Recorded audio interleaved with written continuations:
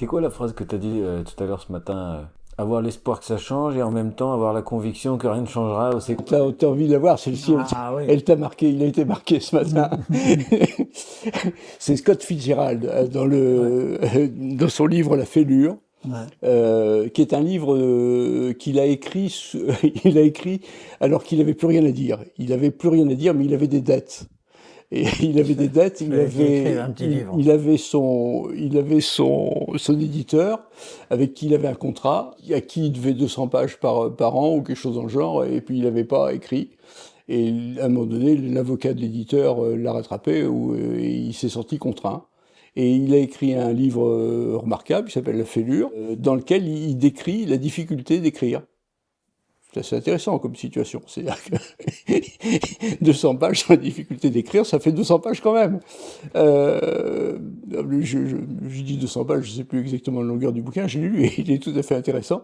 Et en exergue de ce livre, il dit quelque chose d'extraordinaire, j'ai reconnu ma vie, nos vies. Il dit la marque d'une intelligence supérieure. Supérieur. Et peu de gens ont envie d'être idiots. Donc, la marque d'une intelligence supérieure, c'est sa capacité à se fixer sur deux idées contradictoires sans pour autant s'arrêter de fonctionner. On peut ainsi penser que les choses sont irrémédiables et faire de son mieux et tout faire pour qu'elles changent, quoi. Faire de son mieux pour qu'elles changent. Voilà, je C'est pense ça que la c'est médecine. un bon résumé de... Mon activité médicale depuis 45 ans, mon activité Oui, thérapeutique depuis on 45 l'a ans, pris. c'est On ça. a on a fait toute une petite, on pourra y revenir avec, on a nos aphorismes.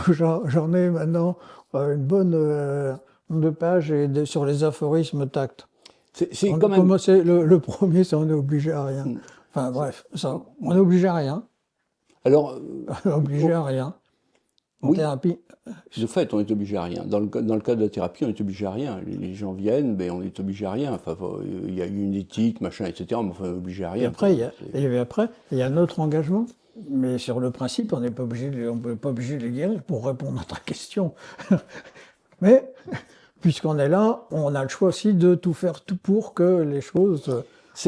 Alors, bon, si tu veux, c'est une vie d'échappement, puisque tu nous demandes ça, d'échappement au système binaire.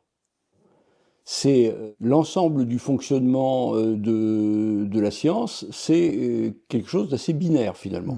Les choses sont vraies ou elles sont fausses. C'est ou bien on est comment dire compatible avec le BM, ce que dit le BM, ou bien on est dans du bricolage quoi. C'est binaire, le système est binaire. Or la réalité qui nous entoure, elle rentre pas bien dans ces cadres-là. C'est difficile de dire que quelque chose est entièrement vrai ou entièrement faux, entièrement blanc, entièrement noir. La lumière, est-ce que c'est des corpuscules séparés ou bien est-ce que c'est une onde hein voilà. Et les deux, mon capitaine, enfin, selon qu'on adhère à une théorie ou à l'autre, on a des résultats quand même, enfin, d'une certaine façon.